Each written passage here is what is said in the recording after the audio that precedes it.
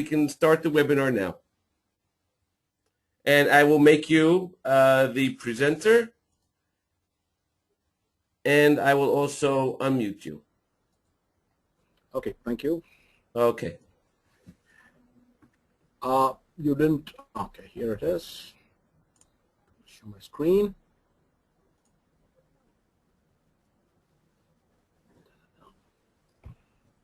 Okay. Good morning to everyone in Israel, and we're going to continue our second session of the 5-axis in milling. So we've seen quite a lot of new things, very nice things that came up last time in the first session. We saw, if I open up the presentation slide again, we saw the multi-blade machining. We saw swerve machining using the frame parts. We also saw trimming. Today what we're going to see is extension of a few more applications that we have inside SolidCAM. Some for automotive, some for die mold. We are going to see some another new function that was developed inside SolidCAM 2013, and that's for machining engine ports. We also will see turbine blade machining, which was left out in the aerospace in the first session. And we will see some 3-axis to 5-axis conversion and fine features machining in our session now. Okay, let's get the part. Let's start off with the first one, and that's the port. An engine port basically is a cast part, and since the gases have to flow out of these ports, the finish of this port is very important, and this finish cannot be achieved in casting. So invariably, they have to be machined.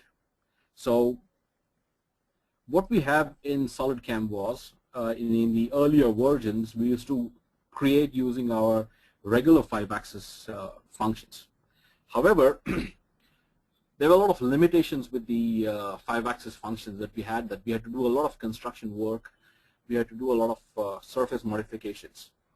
With this new function, it's a dedicated function for port milling. So we have this these surfaces out here, these ones, and this one. So these surfaces will start out here, and they will obviously be machined all up to the end of the port. So we have got the inlet and the exhaust. So these entire ports are going to be machined. Of course, we're going to do only one portion of them, and it's going to be replicated in the other areas. Since this is a very complex geometry, what I have done basically here is I have identified which port I'm going to machine, and I have extracted the surface using the SolidWorks functionality of offset. So I've picked the surface. How do I do that? It's pretty simple. I simply go into edit this part.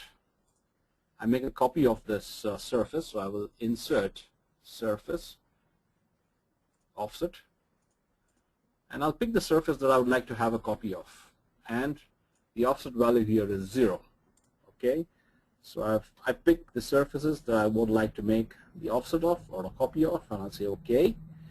And when I hide the solid, you can see that I already have the offset of the surfaces.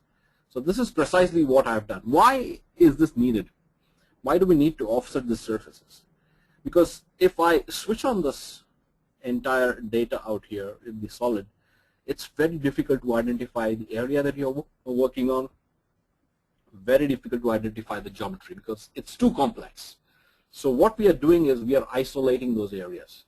We are isolating, creating a local surface, and then working on the local surface, obviously, because since it's extracted from the existing data, we are not going to have any issues because it's the same data. All right, so I'm going to switch off the body, and I'm also going to switch off this last offset that we did. I'm going to work on this area out here. There are a couple of more things that I've done. SolidCAM's port machining module currently can handle single ports, which means the tube has to be single. But if you look at this geometry carefully, this is starting from two geometries but ending at one. So we have an issue here that we cannot directly take this and cut it. So what I have done basically is I have taken a surface inside using the surface functionality of filling up or creating a planar surface inside, and I have then used the curve split line function to split the entire surface into actually two groups. We have one group here and the other group out here. So what I get, in the end, I get a geometry that is one port, second port, and the third main port. So we get about 3 ports out here, which is perfectly fine for our kind of cutting. So I have a surface that I created here, a planar surface, and then I cut the surface to make exactly 3 port models. Right. What we have now in the port machining is, we have got, if I add a port machining out here, you can see like impeller, we also have roughing, and we have a rest roughing, spiral finishing, and plunge finishing. Why do we need 2 kinds of finishing? In certain cases, the customer asks that the finishing patterns or the flow lines of the finishing must be exactly the way the gases escape, so that there are no cusps that are coming in between that obstruct the gas or which slow down or change the path of the gas and thereby affecting the performance of the engine. So the flow line is very important, and that's the reason we have this plunge finishing, which follows the pattern of the finishing, the gas escape from the manifold or from the ports. So what I have here is, already I have a tool path. Let's open up the tool path. We have roughing, and the geometry. You can see that it's very simple. Machining geometry. What are the machining surfaces? These are my machining surfaces. I'm starting from this side, the big side. So I have all these surfaces as my machining surfaces. Okay. The next step is tool definition. What I have here, the tool that are accepted inside port machining module is basically a lollipop cutter. So I have a lollipop cutter out here which looks like this. It's a 25 diameter lollipop cutter, and we're going to use this. The length here is about 90 mm outside holder. It's a 16 millimeter diameter, sorry. I'm going to select this cutter. Levels. Now you can see that we have got an option of only defining a cylinder as our retraction type,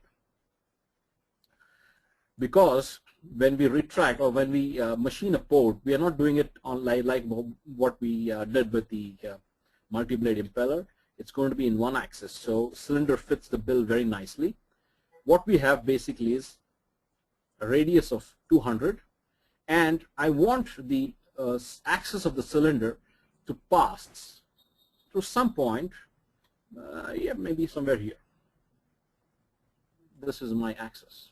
Okay, so I defined a point out here just by picking up a random air point and said that my cylinder axis should pass through that point. And the cylinder is parallel to x-axis. Okay. Let me go to the toolpath parameters. The maximum step over here is 5 millimeter, and the step down or the depth of cut is 2 millimeter. Machining tolerance is about 100 microns or 0.1. And in the sorting, we have got something very nice. We can tell to SolidCAM the machining area. How much do you want to machine? Maximum from bottom, maximum from top, midpoint, or user defined. Now, since we are machining the other side of the port, this side is considered as our bottom. So I'm going to say maximum from bottom side. Don't machine the top, because if I just say maximum from bottom and I pay out my output as bottom, it will not cut the top. So it's pretty smart in that way. The direction for one-way machining is climb, and we have a ramp of about 5 degrees. Tool axis control, you can see it's nothing, just 2 values, and both of them are default. Works very well. Link, it's nothing. Gouge check, unless and until we have some very crazy issues. In this case, what I've done is I've selected these surfaces out here, the remaining port area, as my check surfaces so that it doesn't gouge those areas, and also checked against the machining surface. All right, once we have done that, let's hit save and calculate.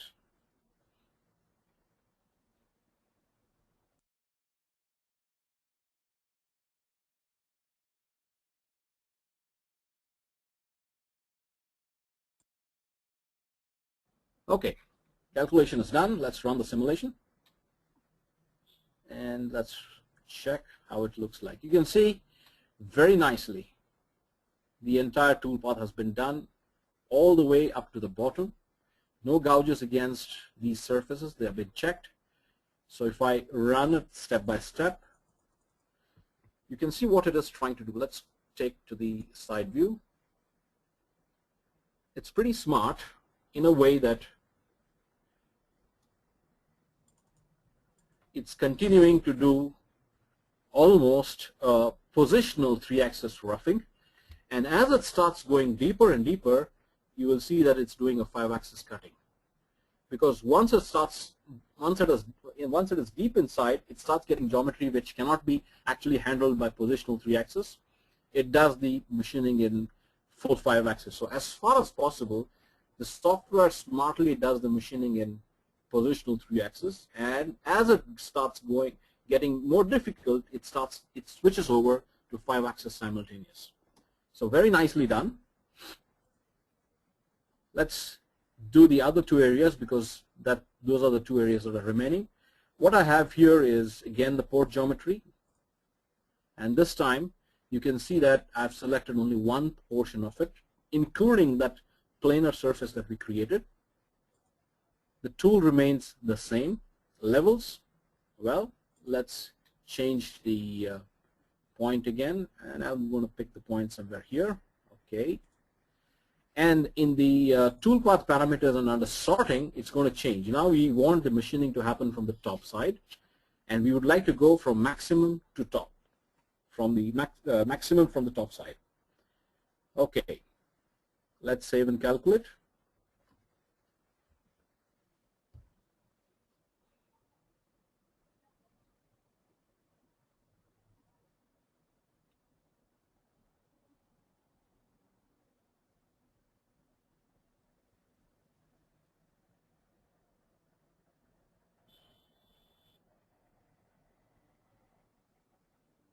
Running the gouge check, and that should be done.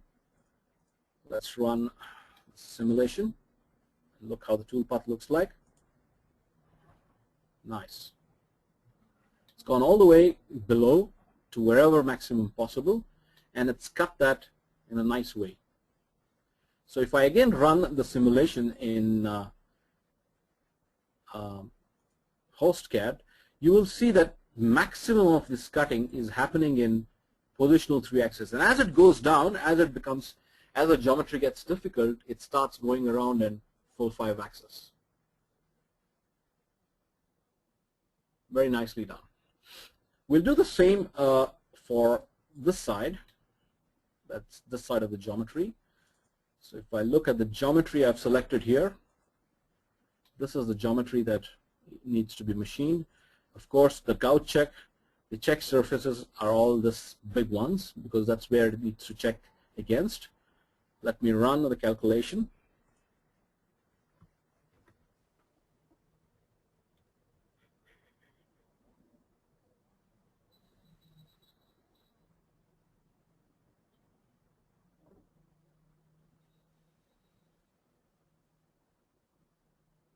Okay, that's done. And the same way, maximum in 3-axis positional, and then it starts cutting in full 5-axis.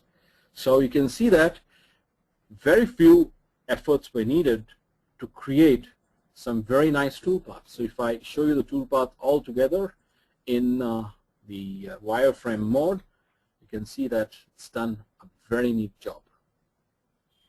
Perfect. Very nice. With minimum effort required. If you had to do the same thing in our earlier technology, then it would take a lot of time, a lot of effort, and a lot of construction. Right, now let's look at the finishing options that we have in SolidCAM Sport Machining. And we have the spiral finish. Let me check the geometry. And this is the geometry that we would like to use to cut. Or we could also do another thing. We could use this geometry to do the spiral finishing. Say OK. Let's go to the tool. The tool remains the same. Levels, cylinder parallel to X, and passing through some point here. Okay. Toolpath parameters, I'm going to give a step over of 1 millimeter, tolerance of about 50 microns. That's all I need. Sorting, I'm going to go from bottom and maximum from bottom. That's how I would like to machine this. Tool axis control, link, and a gouge check. Of course, we need to change the gouge check here since we have changed the path surface. I would like to have faces 11, that is this area, maybe some other area. Let's check which are those areas, which were the surfaces that we selected. Okay, let's use faces 11. This is our gouge check geometry. Okay. Or we could simply start and select a new check geometry. Which is our check geometry? Our check geometry is 1, 2, 3, 4, 5. These are our check geometries. Say OK. Also check against the machining surface. OK, let's hit save and calculate.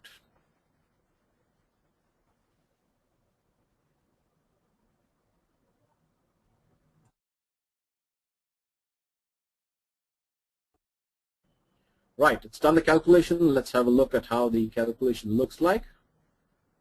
Let's run it. Very nice. Very beautiful. You can see that how neat and clean the toolpath looks like. Even the retract at the end is very neat. It's following the cube center and retracting out. Now imagine that I had to do the same machining but not in spiral. Like I said, the gases, the flow lines or the cut flow lines have to be along the gases. So the flow path of the gases. So we're going to use the plunge. So what I'm going to do is save and copy, and I'll change it to plunge finishing. Okay, machining surfaces basically is faces. Okay, and what do we have in tool remains the same. Everything else remains the same except for the fact that we have a gouge check, and we will select faces 13 as our gouge check faces. And in the toolpath parameters, obviously 50 microns is our tolerance. Step over is 2 mm. In sorting, it remains the same. We are not going to do anything. Let's hit save and calculate.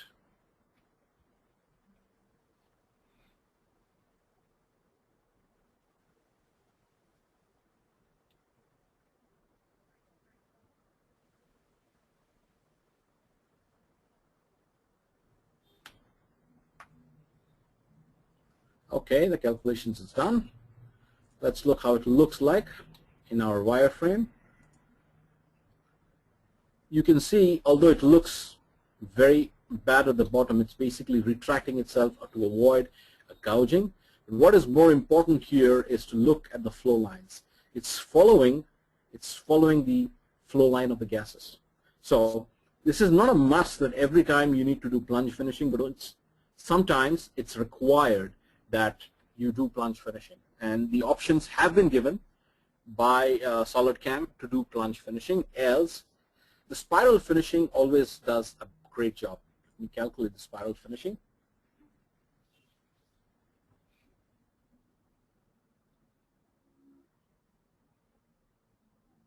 Okay, the spiral finishing does a pretty good job. You can see that it's a pretty clean tool path, and you did not have to specify anything, just the machining surface, the tool, and the gouge check surface. Everything else, SolidCAM did it by its own. Okay, so we have got this option of defining port machining operations directly inside. Okay, minimize that. We have got the port machining operation now directly available inside SolidCAM's 5-axis.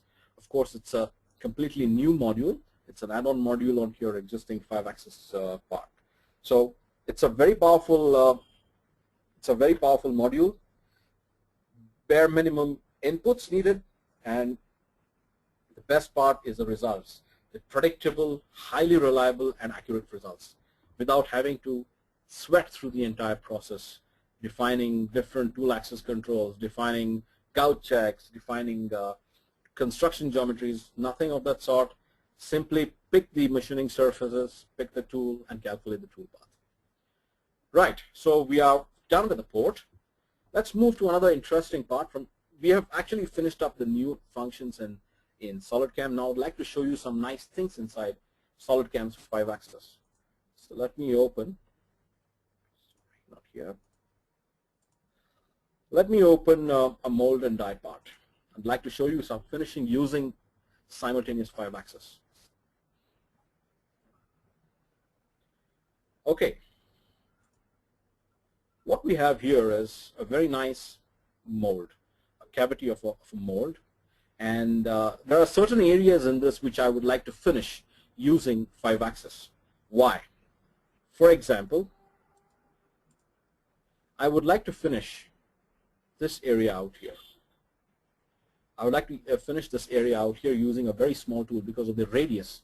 If I run the curvature analysis, okay, the curvature analysis says that this is about 1.79. So I need to use 4-diameter end mill if I really want to get into this area. But if you can imagine, you can look, the height of the nearest obstruction will not allow you to actually create a tool path with a 4-diameter cutter, because the holder will come very close to the upper surface, which means that you need a longer tool. A longer tool with a small diameter will violate the L/D ratio and will not allow you to machine that area properly. It will create a lot of vibrations and chatter. And this is why you need 5-axis. What we have in 5-axis, what we have done basically in 5-axis is I have used the morph between two surfaces. Which are my two surfaces? My first surface is that one, and my second surface is the one below. So I'm morphing between the upper surface and the lower surface. And the drive surfaces are all these. The only issue here is, okay, I'm going to take a 4-diameter ball nose. So I have the 2R, which I can nicely finish this area. The only thing that we changed out here is the tool axis control, and I'm tilting the entire tool through a very small point, this one out here. This was a point that was generated. How did we do it? We offsetted the surface out here. This surface was offset to a particular area, and a 3D sketch was done, and a point was created. So I've created a point out there through which all my tool axis will pass. So let me calculate this tool path.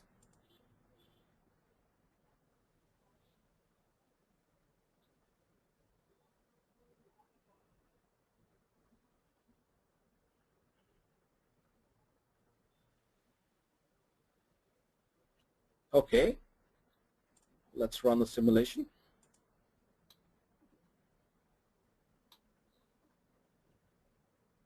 Quickly run the simulation and show you the toolpath. The toolpath looks pretty nice. It's a pretty smooth toolpath, and it's machining right from top all the way up to the bottom. So it's giving me a nice homogeneous surface which merges from a bigger surface into the smaller area. Then how does this point come into picture? So let's run it step by step. Okay. So that's the tool. And I can see that every time the tool is machining, you can see that marked point out here. The axis of the tool is always passing through that point. So irrespective of which area it is machining, it will always pass through the axis. The axis will always pass through the point. You can see that the axis is constant through that point. Very nicely, it's making the axis constant, and it's running the tool through that point. So it's always passing, irrespective of where it is machining, it's always passing through that point. The axis is always passing through that point. And this holds the tool in such a way that it can neatly machine the geometry below. So I wanted to show you this feature because many times you end up machining small features. May not be a diamond feature, but even on an aerospace component, you get a very small feature which is pretty much deep inside, where you can't use a smaller tool so deep, and that's where you use the 5-axis simultaneous and use maybe one of these techniques of tilting and machine the small areas. Right. Another area that I would like to show you in our option, our 5-axis engine, is how do we machine these fillets, super finishing of those fillets. Because many times customers ask very high finish on the fillets. How do we cut that? So we have used, again, a morph between two curves. So what we have here is the upper curve. If I show you the upper curve, that's the upper curve. The pink colored one is the upper curve. And I have the bottom curve. This is my bottom curve. All right. And my surfaces are all those. But the problem here is not defining a surface or not defining a curve. Tool tilting becomes major. If you remember, in our multi-blade machining, in swarf machining, in port machining, we never bothered much about the tool tilting of the tool axis control. But in these kind of parts where we are using our general 5-axis functions, we have to be very categoric, very specific about what kind of tool tilting we are going to use. And in this, what I've done basically is I've created a 3D sketch out here. Sketch. And we are going to use this sketch out here, which was created basically on a plane. I just created an offset of all the surfaces. So if you look at the surfaces that we offset, I created an offset of all the bottom surface and then ran a curve exactly at the center by making it a spline and fitting arcs into areas where there were sharp corners. So I basically made it pretty smooth. Okay, so I have this curve, and if you look at the tool axis control in this, I'm using tilted through curve, and the curve tilt type is the closest point. And that is the curve that I've used, the pink colored one.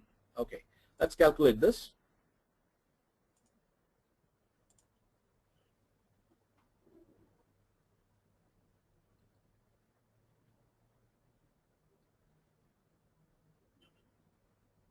Since we're using a very short tool, we obviously will expect a good finish because we're not going to have much of a chatter or vibrations. But I'm really worried about what is going to happen in this area, because there's a transition from one side to the other and the curve is single, the tilt curve is single. So I would like to know what is going to happen, whether my tool is going to gouge any of these sides, whether my holder is going to touch. A lot of questions. So let's start with single pass. That's my tool with the holder. So you can see that a very short tool is being used. Unthinkable in 3-axis in those areas. You can see that the axis of the tool is always following that curve. All right. And I would be more interested in what happens in this area out here. Okay, very nice. It's tilting. See, there are two tilts happening. One is on this side, and the other one is like this. So it's actually tilted in both directions. It's going down. Nice. Now this is where we need to be careful. Okay, the holder is out of the geometry, so we don't have any issues. Let's go down, and it's now transiting itself from making a transition from one side to the other. Okay, again, I don't see any issue of the holder touching. It's still out by quite a good margin. It's making the transition. It's now the most deepest point, and we still don't have any issues. Perfect. Let's go up. Okay. Again, no problem. Okay, it's out of the pit. So it's done a very neat job in 5-axis. Using a very short tool, we have now been able to machine this entire fillet using the superior 5-axis functionality of SolidCAM. You can see that it's nicely machining, comes at the end, and then starts again back. So once we know that this area was clear, the other areas obviously is going to be clear. And the best part is we're using a very short tool to machine this fillet. So you can expect very good surface finish at the end. So what we have in SolidCAM basically is you could use your regular 5-axis engine, use the right tilt axis control to machine any kind of part that you want with excellent surface finish, with full gouge check control on the entire geometry, including the holder, arbor, and cutting area. So it's very powerful. You could machine any part of this part, any mold, dies, or cavities using full simultaneous 5-axis. Of course, not the entire mold. Nobody machines the entire mold in 5-axis. Only specific targeted areas are done either in positional or in simultaneous, depending on the requirement.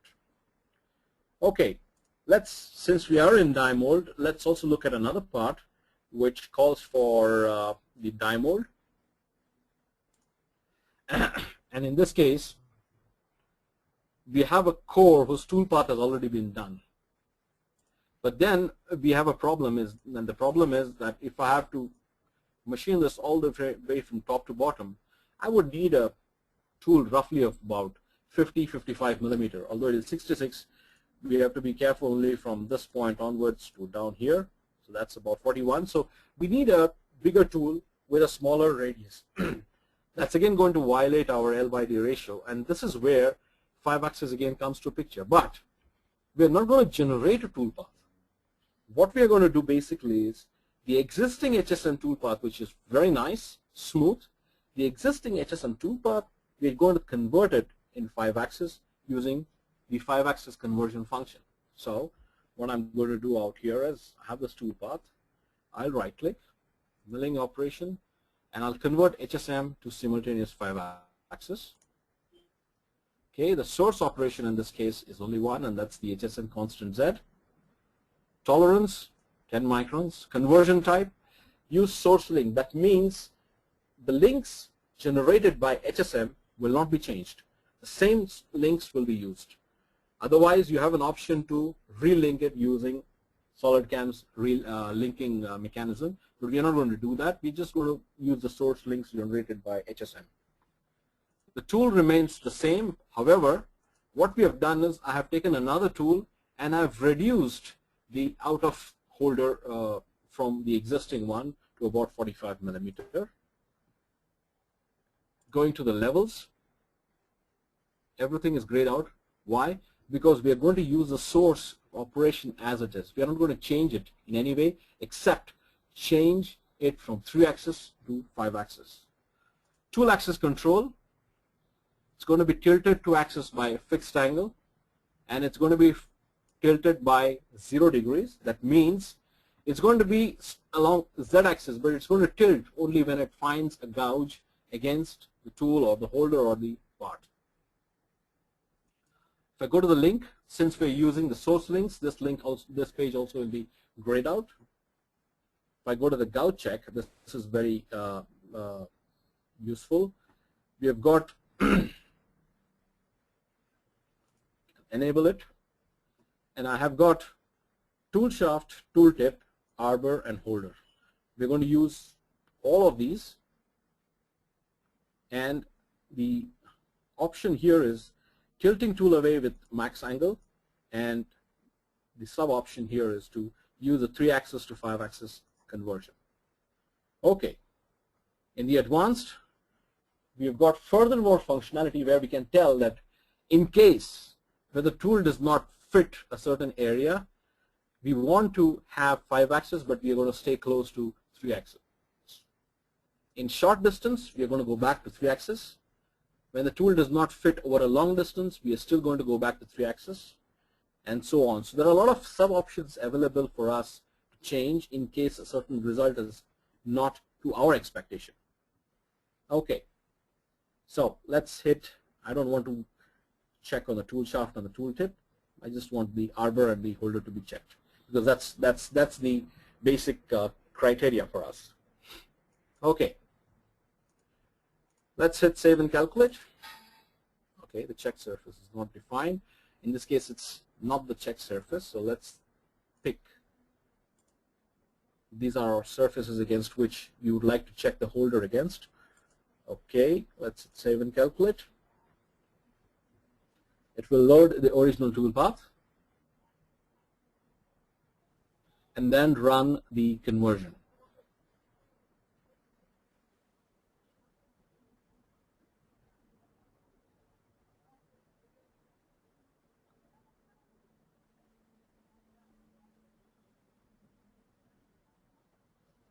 Okay, it's done the calculation. That was pretty quick, and let's look at how the toolpath looks like. You can see that there's absolutely no change in the toolpath except there are a few jumps out here, and we will come to those jumps. We'll come to that jumps a bit later. Let's run the simulation.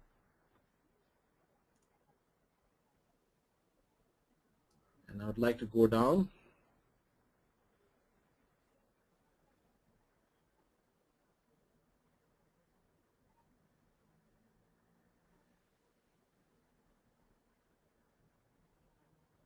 Okay, since we have used a longer tool, it doesn't find any gouge, so it's kept it at 3-axis. Pretty smart. Let's change the tool. Let's use another tool with an outside holder of about 35 millimeter. I'm going to select that. I'm going to run the calculation.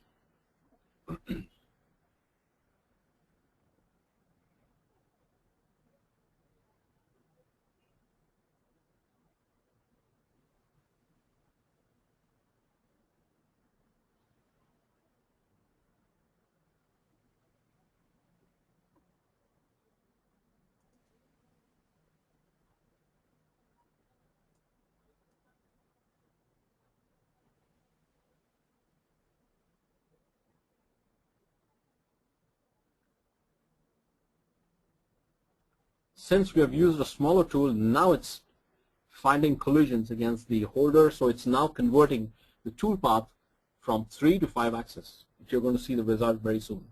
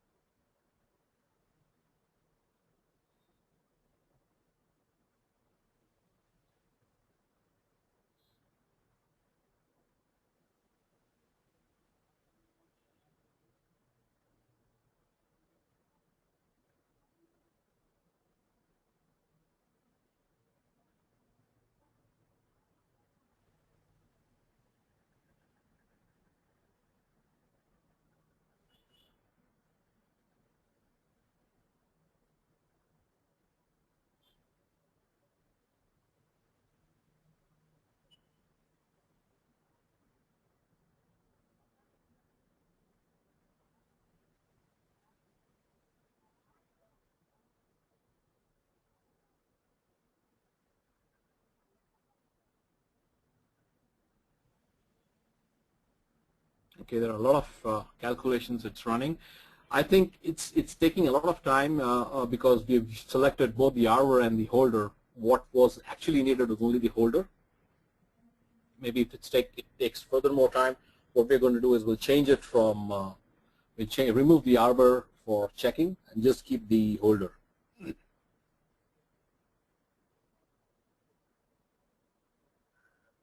Okay, maybe we can do that.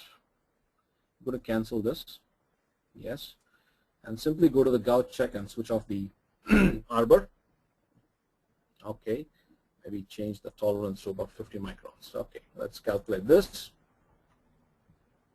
So if I go back again to my presentation, what we have seen is some nice new functionalities coming out from multi-blade, turbine blade, the frame part using swarfing, and then we had the 5x contour for trimming.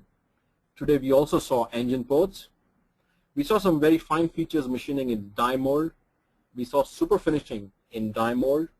What we are now seeing basically is the 3 to 5 axis conversion. And once this is done, I could open up. In fact, we can also start another session of SolidWorks and open another part while this is being calculated.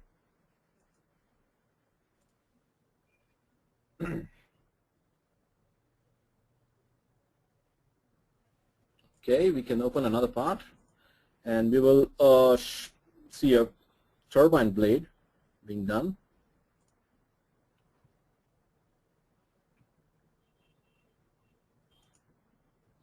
Okay, actually it's finished calculation on the other side, so we can also see the result of the calculation. So let's run the simulation. And you can see that,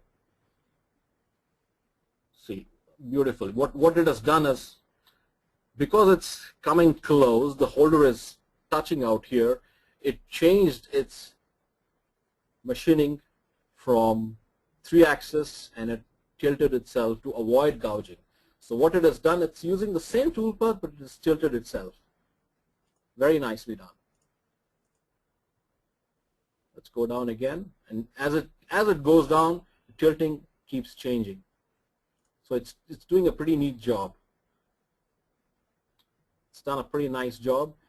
It's tilted itself, avoided the holder to collide. So what is the biggest advantage of this conversion? The biggest advantage of this conversion is you could use short tools and cut really deep paths without having to worry about whether your holder is going to collide on the part or not, because it's very safe. As you can see, it's kept a pretty big gap between the holder and the part, and it's checking for the collision between the holder and the part and tilting the tool in such a way that there is no more collisions happening between the holder and part.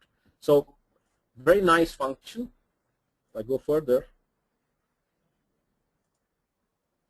down, yeah, you can see that it's done pretty neatly.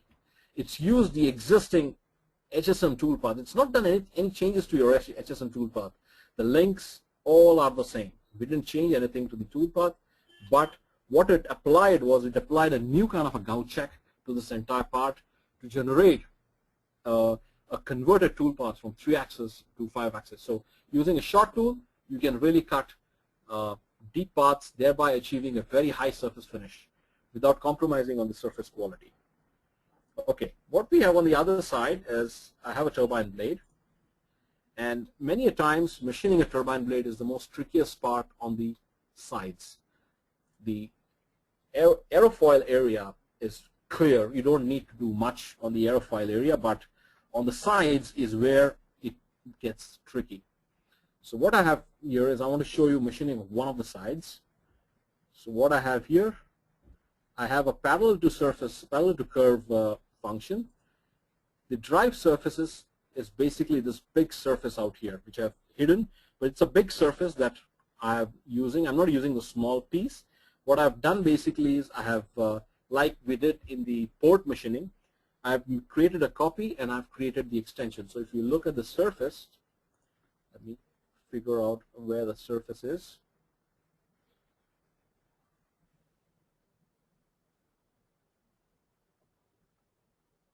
Okay, the surface is here.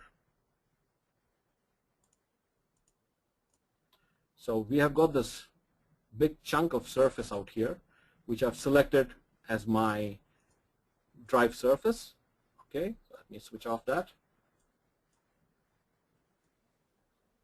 And then I have the curve, the edge curve.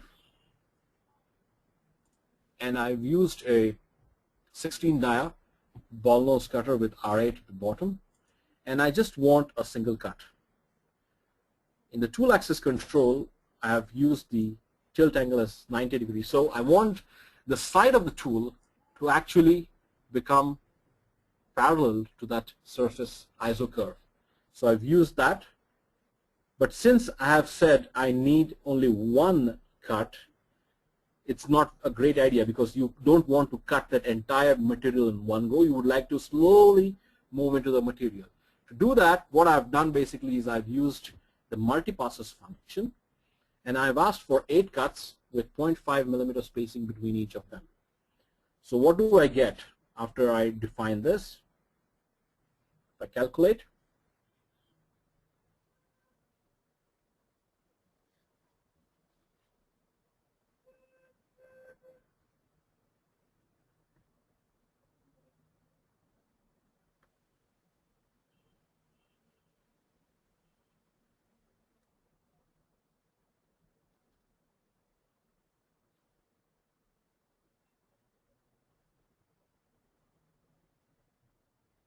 okay, that's calculated. Let's check how the toolpath looks like. The toolpath looks pretty much nice. So if I take this toolpath and go into the machine simulation, you'll see that the head is going to tilt exactly the way it has to tilt to cut the side. We're going to use the side of the tool to cut that face. So it's pretty much powerful in that way.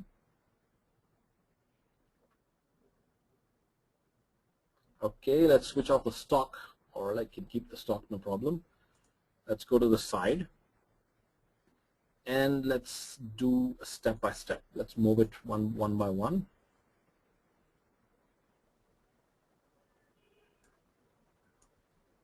Let's go one by one.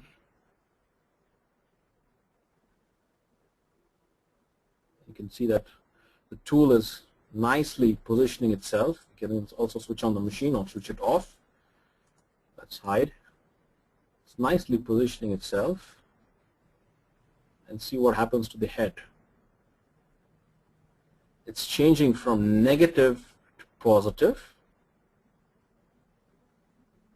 and because the tool has to remain 90 degrees or parallel to the surface, it needs to change its orientation gradually from positive to negative, thereby allowing you to cut even the undercuts inside this particular blade.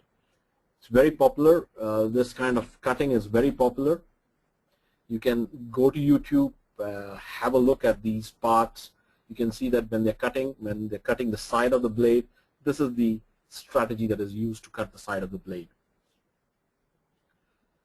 Okay, all these webinars are now being recorded, and they are all available on our website. So if you have any questions, you could ask your technical support team on a certain function. If it's not clear to you, maybe I can help you.